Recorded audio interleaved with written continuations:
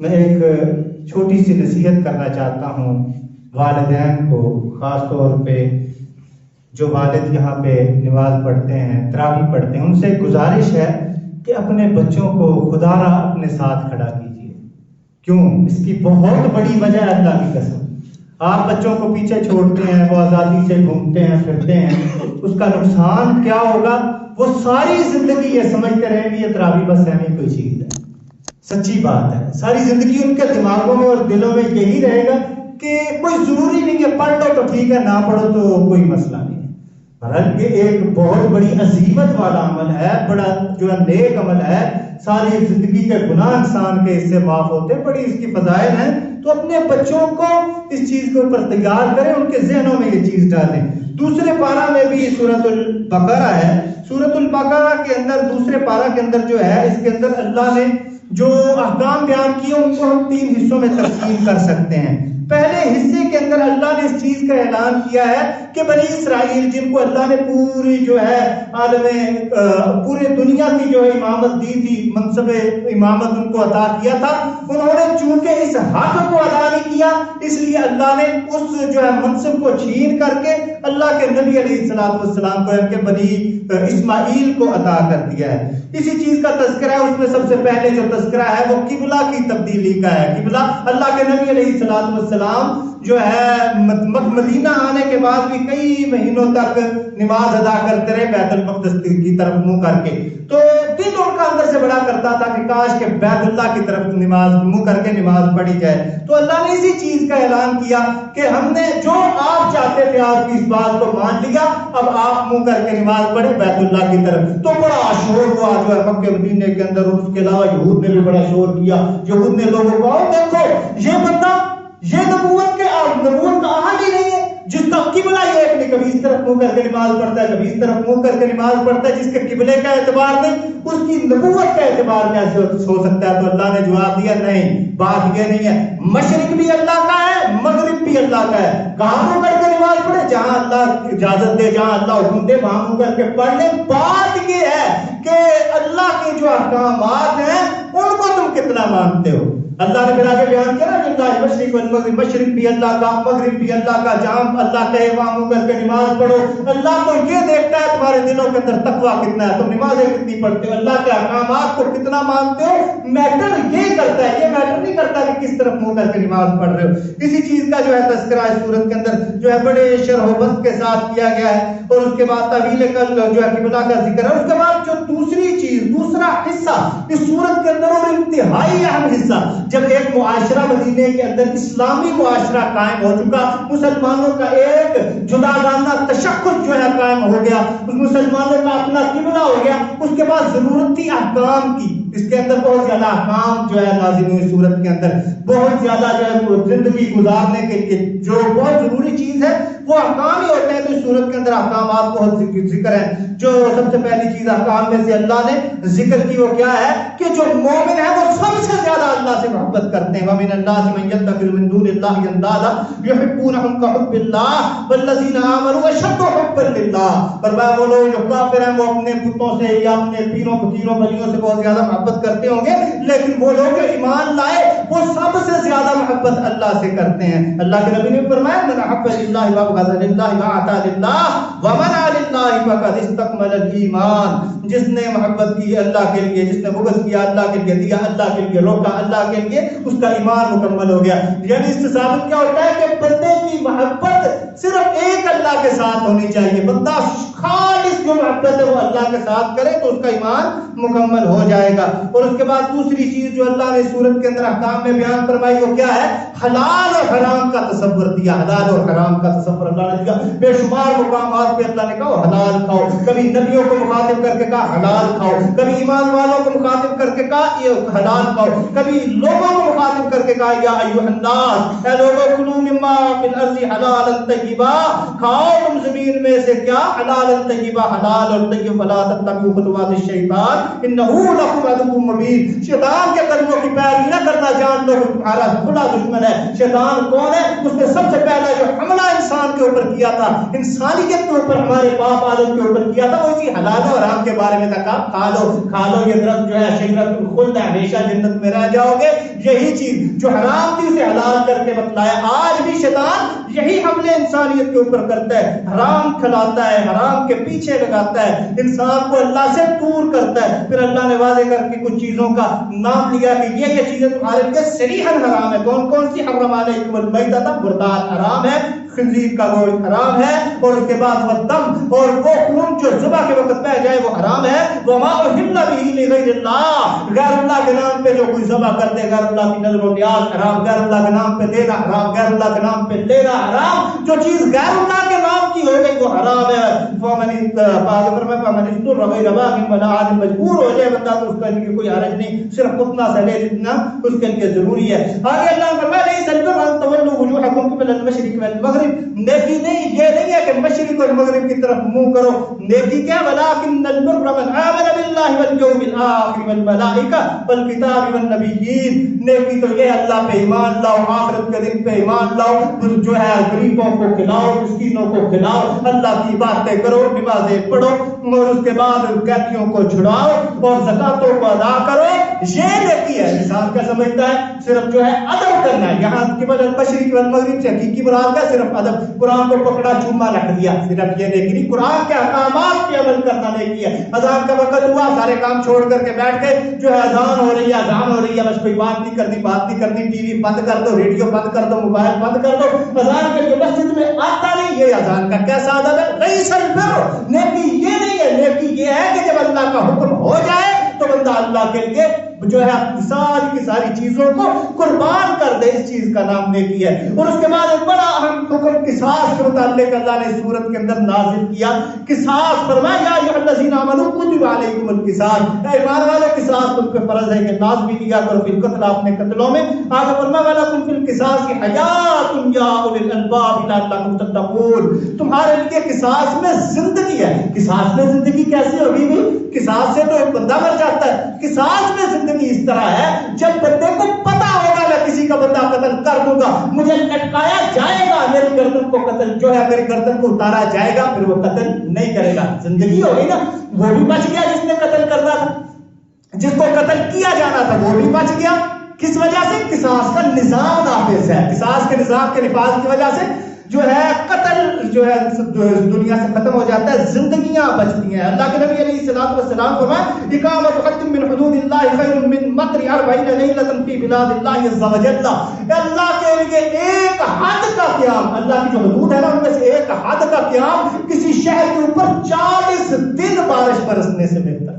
اللہ اکبر, 40 دن بارش برسنے سے بہتر ہے. مجھے یاد ہے میں پڑھ رہا تھا سن 60 سے لے کر کے 68 تک ایک عیسائی جج, چیف جسٹس جو ہے پاکستان کے اوپر چیف جسٹس رہا ہے, اس نے ایک پروگرام کے اندر جس کا موضوع یہ تھا کہ دنیا کے اندر امن کیسے قائم ہو سکتا ہے, وہاں اس نے اپنی تقریر, اپنا بیان جو بھی تھا اس نے کیا اور کہا آپ سب جانتے ہیں کہ میں ایک مسلمان ملک کا چیف جسٹس ہوں, اور آپ یہ بھی جانتے ہیں کہ میں عیسائی ہوں, میں مسلمان نہیں ہوں, لیکن میں بات وہ کروں گا جو سچی ہے. حقیقی معنی کے اندر دنیا کے اندر امن جو ہے قائم ہو سکتا ہے کس طریقے کے ساتھ؟ اسی طریقے کے ساتھ کہ جو طریقہ محمد رسول اللہ صلی اللہ علیہ وسلم لے کر کے آئے ہیں, اسی طریقے کے ساتھ انہی قوانین کو نافذ کرنے کے ساتھ کہ جو قوانین اللہ کے قرآن میں محمد رسول اللہ صلی اللہ علیہ وسلم کی زبان سے جو ہے آ گئے ہیں. کیوں کہتا ہے میں نے مطالعہ کیا ہے, میں ان لوگوں کو جانتا ہوں کہ جو لوگ اللہ کے نبی علیہ الصلوۃ والسلام کے دور میں تھے وہ بڑے سرکش تھے, وہ بڑے منہ توڑ تھے,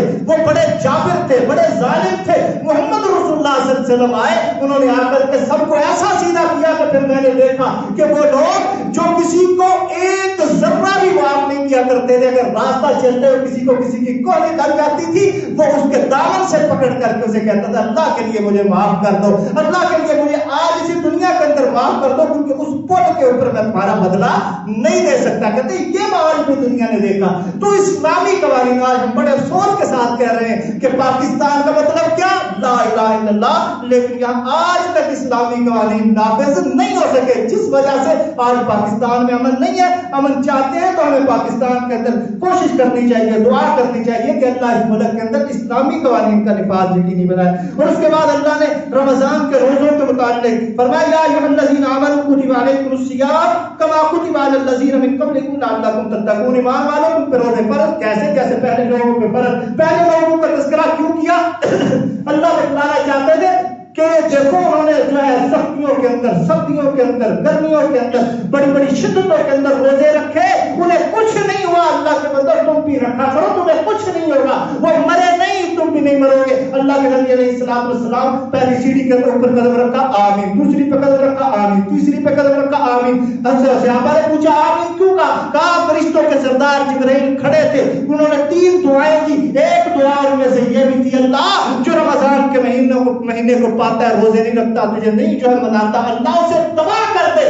فرشتوں کا سردار پر دعا کر رہا ہے، نبیوں کا سردار آمین کہہ رہا ہے۔ آپ خود سوچیں کہ رمضان کا مہینہ آتا ہے، 20 سال گزر گئے ہماری زندگیوں کے اندر، آیا 30 سال آیا، 40 سال آیا، روزے نہیں رکھے، اپنے رب کو نہیں منایا، اپنی زندگیوں کا قبلہ درست نہیں کیا، تو دیکھو ہم کتنے بڑے بد نصیب ہیں، کتنے بڑے ہم بد نصیب ہیں کہ محمد رسول اللہ صلی اللہ علیہ وسلم کی بد دعا ہمیں لگ رہی ہے۔ رمضان کا مہینہ بڑا اہم ہے۔ رمضان کے مہینے کے ساتھ آگے دیکھیں نا، اللہ نے کہا دعا کا رمضان کے مہینے کے ساتھ بڑا گہرا تعلق ہے، تو رمضان کے مہینے کے اندر دعا کو کثرت کے ساتھ کرنا چاہیے۔ اسی رمضان کے حکم کے فوراً بعد اللہ نے دعا کا سکھایا، فرمائے وَإِذَا سَأَلَكَ عِبَادِي عَنِّي فَإِنِّي قَرِيبٌ أُجِيبُ دَعْوَةَ الدَّاعِ إِذَا دَعَانِ فَلْيَسْتَجِيبُوا لِي وَلْيُؤْمِنُوا بِي لَعَلَّهُمْ يَرْشُدُونَ۔ فرمایا جب میرا بندہ مجھے پکارتا ہے میں اس کی پکار کو سنتا ہوں، فَإِنِّي قَرِيبٌ، میں بڑا قریب ہوں، أُجِيبُ دَعْوَةَ الدَّاعِ، میں ہر پکارنے والے کی پکار کو سنتا ہوں۔ دیکھو کتنے بد نصیب ہیں۔ اللہ کہتا ہے ہر پکارنے والے کی پکار کو سنتا ہوں، بندہ کہتا ہے نہیں سنتا۔ اللہ کہتا ہے میں سنتا ہوں، کہتا ہے نہیں سنتا۔ اللہ کہتا ہے میں ڈائریکٹ سنتا ہوں، بندہ کہتا ہے تو واسطوں سے سنتا ہے۔ اللہ کہتا ہے دل کو پکارو سنتا ہوں، بندہ کہتا ہے تو نہیں سنتا۔ اللہ کہتا ہے میں ہر وقت سننے، میں تمہاری اشارت سے بھی زیادہ قریب ہوں۔ بندہ کہتا ہے سر جو ہے چھت پہ چڑھنے کے لیے سیڑھی کی ضرورت ہے، کسی جج کو، کسی بڑے افیسر کو ملنے کے لیے چپڑاسی کی ضرورت ہے، فلاں کی ضرورت ہے، تو نہیں سن سکتا۔ اور اللہ کہتا ہے مجھے کسی چیز کی حاجت نہیں، قل هو اللہ احد اللہ الصمد، میں بے نیاز ہوں، سارے کے سارے عیوب سے بے نیاز ہوں، پکارو سنتا ہوں۔ کتنے بدبخت ہیں 500,000 کلومیٹر پہ جو ہے قبر کے اندر لیٹے ہوئے کو پکارتے ہوئے کہتے وہ تو سن لیتے، آسمانوں والا رب نہیں سنتا۔ یہ کتنی بڑی ہماری جو ہے حماقت ہے۔ اور اس کے بعد رشوت کے متعلق اللہ نے فرمایا وَلَا تَأْكُلُوا أَمْوَالَكُمْ بَيْنَكُمْ بِالْبَاطِلِ، اپنے مالوں کو رشوت کے ذریعہ سے آپس میں نہ کھایا کرو، یہ بہت بدبخت بیماری ہے، یہ معاشروں کو چاٹ جاتی ہے۔ اس کے متعلق اللہ کے نبی علیہ الصلوۃ والسلام نے فرمایا لعن رسول اللہ صلی اللہ علیہ وسلم الراشی والمرتشی، اللہ کے نبی علیہ الصلوۃ والسلام نے رشوت لینے والے پر، رشوت دینے والے پہ لعنت فرمائی ہے۔ جس معاشرے کے اندر یہ رشوت آتی ہے وہ معاشرہ تباہ و برباد ہو جاتا ہے۔ اور اس کے بعد جہاد کا حکم فرمایا وقاتلوا فی سبیل اللہ الذین یقاتلونکم، ان سے لڑو جو تم سے لڑتے ہیں۔ اللہ نے تم پہ جہاد کرنا، قتال کرنا فرض کر دیا ہے، حالانکہ وہ تمہیں ناپسند ہے۔ تم نہیں جانتے بہت سی چیزیں جن کو تم ناپسند کرتے ہو سکتا ہے تمہارے لیے بہتر ہو، بہت سی چیزیں جنہیں تم جو ہے بہتر نہیں سمجھتے وہ تمہارے لیے بہتر ہوتی ہیں۔ اللہ کے لیے کھڑے ہونا ہمیں جو ہے ناپسند گزرتا ہے، وہ ہمارے لیے بہتر ہے۔ تراویح کے اندر کھڑے ہونا بے شک ٹانگوں کے اندر درد ہو جائے، ہمیں لگتا ہے کہ ہم بڑے تھک گئے، بڑی پریشانی والا معاملہ ہے، اور اللہ کے بندو یہ ہمارے لیے بہتر ہے۔ اللہ جانتا ہے ہمارے لیے بہتر کیا، ہم نہیں جانتے۔ بس جو اللہ کا حکم ہے وہ کرتے جائیے، جو اللہ کہتا ہے اسے اپناتے جائیے، دیکھیے خیر ہی خیر ہمارا مقدر بنے گی۔ اس کے بعد صدقات و خیرات کا حکم اللہ نے جو ہے اسی قرآن اسی سپارہ کے اندر دیا۔ معاملہ کچھ اس طرح تھا کہ صحابہ کرام میں سے کچھ لوگوں نے جنگ کے موقع پہ بڑا آگے بڑھ کر کے اپنی جانوں کو پیش کیا، آگے بڑھ کر کے جو ہے جانوں کو پیش کیا۔ تو کچھ لوگ جو سائڈ پہ کھڑے تھے انہوں نے یہ قرآن کی آیت پڑھی وَانفِقُوا فِي سَبِيلِ اللَّهِ وَلَا تُلْقُوا بِأَيْدِيكُمْ إِلَى التَّهْلُكَةِ، اپنے ہاتھوں کو ہلاکت کی طرف نہ ڈالو۔ یہ کیسے بندے ہیں اپنے آپ کو ہلاک کرتے جا رہے، یہ جنگ کے اندر جا کر کے اپنی جانوں کو دیتے جا رہے۔ سیدنا ابو ایوب انصاری رضی اللہ تعالیٰ عنہ فوراً بولے او اللہ کے بندو، یہ جو تم بات کر رہے ہو نا جنگ کے اندر جا کر کے اپنی جان کو پیش کرنا یہ ہلاکت ہے. اللہ کی قسم اٹھا کے کہتا ہوں یہ آیت اس موضوع پہ اس بارے میں نازل نہیں ہوئی. یہ آیت تو ہمارے لیے نازل ہوئی تھی. واقعہ کچھ اس طرح تھا جب ہمیں تھوڑا سا مدینہ کے اندر آرام ملا, جنگوں سے تھوڑی سی فرصت ملی, ہم کانوں میں ایک دوسرے کہنے لوگ بڑے ہلاک ہو گئے اور بڑے تباہ ہو گئے, ہم نے تو جنگوں میں سب کچھ کھو دیا, اب ذرا آسانی کا معاملہ ہے. ایسا کرتے ہیں کچھ کاروبار کی طرف توجہ دیتے ہیں, کچھ جو ہے اپنے معاملات کی طرف توجہ دیتے ہیں. تو اللہ نے یہ آیت نازل کی, اور اللہ کے بندو اللہ کے راستے کو دین کو چھوڑ کر کے دنیا کے اندر نہ گھس جانا یہ تمہارے لیے ہلاکت ہے. تم کہتے ہیں اللہ کے راستے میں جو ہے اپنی جانوں کو پیش کرنا ہلاکت ہے, یہ بات غلط ہے. اللہ کے لیے اپنی جانوں کو پیش کرنا, اپنے مالوں کو پیش کرنا یہ سب سے بڑی عقل مندی ہے, سب سے بڑی عقل مندی ہے. اس کے بعد اسی صورت کے اندر اللہ نے جو حج اور عمرے کا حکم دیا, اس کے طریقوں کا ذکر ہے. اسلام میں مکمل داخل ہونے کا حکم اللہ نے دیا, اور اس کے بعد اللہ نے جو ہے اسلام کی وجہ سے پہنچنے والی تکلیف کو برداشت کرنے کا حکم دیا. سیدنا خباب اللہ کے نبی کے پاس آتے ہیں, کبھی اپنی کمر سے کپڑوں کو اٹھاتے ہیں, اللہ کے نبی دیکھو سلائیاں پھیر دی گئی, اللہ کے نبی دیکھو بڑی تکلیف, اللہ کے نبی بس بس اتنا ہی کا خباب, اور تجھے تو یہ ابھی وہ تکلیف دی نہیں گئی, اور میں تو نبیوں کے واقعات کو جانتا ہوں. نبیوں کو آلو کے ساتھ چیر دیا گیا, اور نبیوں کو ٹکڑے ٹکڑے کر دیا گیا, اور کسی کو آگ میں ڈال دیا گیا. تو صرف اپنے کمر سے کپڑے اٹھا کر کے ایک جو ہے انگلی کے گھسے ہوئے سوراخ سے پریشان ہوتا ہے. خباب یہ پریشانی والی بات نہیں, اللہ کی طرف سے عظیمت ہے. پھر اللہ کے نبی نے آیت پڑھی, حسبتم ان تدخلوا الجنہ ولما یأتکم مثل الذین خلوا من قبلکم مستهم البأساء والضراء وزلزلوا حتى يقول الرسول والذين آمنوا معه متى نصر الله. کیا تم خیال کرتے ہیں کہ تم جنت میں داخل ہو جاؤ گے؟ ابھی تو تمہیں ان لوگوں جیسی تکلیفیں نہیں پہنچی کہ جنہیں جو ہے ہلا کر کے رکھ دیا گیا, جنہیں ستا کر کے رکھ دیا گیا, چیرا گیا, پھاڑا گیا, وہ ٹکڑے کیا گیا. ابھی تو وہ تکلیفیں تمہیں پہنچی نہیں ہے, تم تو بھی پریشان ہو جاتے ہو. ابھی پریشان ہو گئے, ہم بھی ایسے ہی چھوٹی چھوٹی باتوں پہ پریشان ہو جاتے ہیں اور یہ سوچتے ہیں کہ جنت مل جائے گی. اللہ کی قسم جنت اتنی بھی آسان نہیں ہے جتنا ہم نے سوچ کر کے رکھا ہے. اس کے لیے محنتیں کرنی پڑتی ہیں, اس کے لیے کوششیں کرنی پڑتی ہیں, اپنی جانوں کے نذرانے پیش کرنے پڑتے ہیں. ہم چند منٹ سے گھبرا جاتے ہیں, اور اللہ کے بندو گھبرایا نہ کرو اگر جنت چاہیے. تو تیسرا حصہ اس صورت کے اندر جو ہے اس کے اندر اللہ نے آئلی نظام کا ذکر کیا, آئلی نظام کا ذکر کیا. شادی کے متعلق فرمایا کہ اللہ کے بندو ولا تنكحوا المشركات حتى يؤمنن ولأمة مؤمنة خير من مشركة.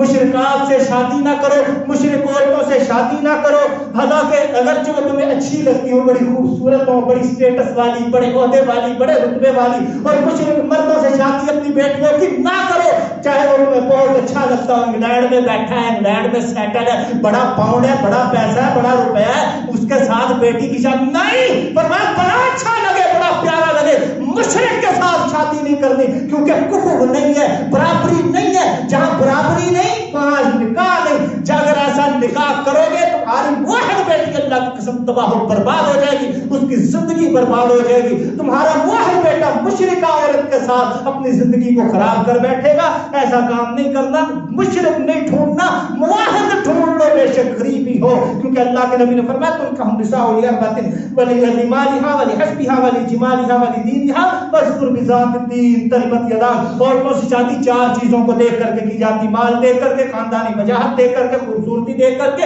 اور دین دیکھ کر کے. اللہ کے بندو دین دیکھو, دین یہ تمہارے لیے بڑا بہتر ہے. تربت یداک, اور تیرے ہاتھ کھا کلود ہو جائے, دین دیکھا کرو, دین سب سے عام چیز ہے. اور اس کے بعد اللہ نے الہ کا حکم, اور اس کے بعد طلاق دینے کا, طلاق کا مسئلہ اسی صورت کے اندر بڑی شربت کے ساتھ ہے بتلایا. طلاق چونکہ اللہ کو پسند نہیں ہے, لیکن اگر ضروری ہو جائے, اگر تمہارے ایمان کا مسئلہ ہو, اگر جو ہے نباہ نہ ہو تو تم طلاق دے سکتے ہو. اس کے بعد اس صورت کے اندر اللہ رب العزت نے واقعہ طالوت کا جو ہے واقعہ بیان کیا. واقعہ کچھ اس طرح ہے کہ شیش علیہ السلام کے پاس یہ لوگ آئے, آ کر کے کہا کہ ہمارے لیے کوئی سردار منتخب کر دو, کوئی بادشاہ بنا دو, تاکہ ہم فلاں لوگوں کے ساتھ جنہوں نے ہم پہ بڑا ظلم کیا ان کے ساتھ لڑے. تو کہنے لگے میں تمہارے اوپر بادشاہ تو مقرر کر دوں, لیکن مجھے شک ہے کہ تم لڑو گے نہیں. اللہ کا قرآن کہتا ہے, وہ کہتے ہیں کیوں نہیں لڑیں گے, انہوں نے ہمارے بچوں کو تباہ کر دیا, ہمیں برباد کر دیا, ہم لڑیں گے, آپ مقرر تو کریں. تو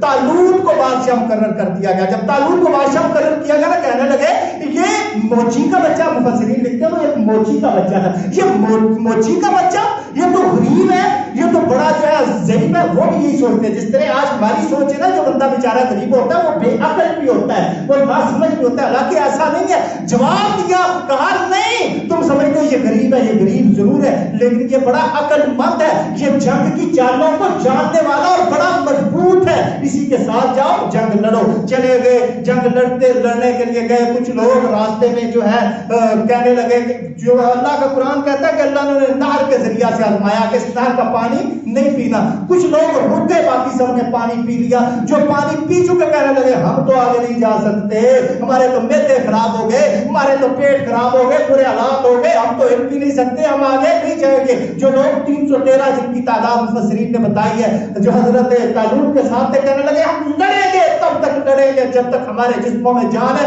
फिर वो लड़े। उनमें हजरत दाऊद भी थे जिन्होंने जालूत को कत्ल किया और उसके बाद उस कौम के हीरो बने। अल्लाह ने फिर नबूवत उन्हें अता की। अल्लाह ने ये वाकया बयान करके मुसलमानों को क्या समझाया, वो अल्लाह के बंदो, अगर तुम्हें इस्लाम का बका चाहिए, इस्लाम का अगर पूरी दुनिया के ऊपर एला चाहिए, तो तुम्हें लड़ना पड़ेगा, अपनी जानों को पेश करना पड़ेगा अल्लाह के हुजूर। तुम्हें जो है अपनी जानों को अगर तुम पेश कर दोगे तो बुलंदियां तुम्हारा मुकद्दर ठहरेंगी, अगर ऐसा नहीं करोगे तो पस्तियां और जिल्लतें तुम्हारा मुकद्दर बनेगी। अल्लाह से दुआ है कि अल्लाह हमें सुन के समझ के अमल करने की तौफीक अता फरमाए।